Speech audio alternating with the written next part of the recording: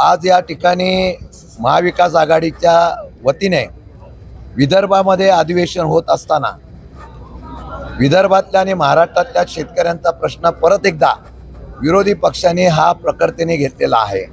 आज पहिल्या दिवशी आम्ही शेतकऱ्यांची कर्जमाफी, हमीभाव, मग कापसाचा असेल, तुरीचा असेल, सोयाबीनचा असेल, या सर्व गोष्टीवर सरकारचं लक्ष वेधण्यासाठी एक आंदोलन आम्ही केलेलं आहे। माझी अपेक्षा आहे या अधिवेशनामध्ये 76,000 कोटी रुपयाचं परत एकदा ऐतिहासिक अशा प्रकारचं सप्लिमेंटरी बजेट या सरकारच्या कार्यक्षम अशा असलेल्या गतिमान सरकारने काढलेला आहे। त्याच्यामधून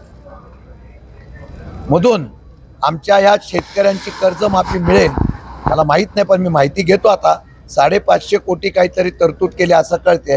ही तुटपुंजी तरतूद करून शेतकऱ्यांना फसवण्याचा जर व्यवसाय होत असेल तर या अधिवेशनामध्ये या प्रश्नासंदर्भामध्ये आम्ही आक्रमक आहोत हे दाखवण्यासाठी आज आम्ही सगळ्यांनी या ठिकाणी आंदोलन केलेलं आहे।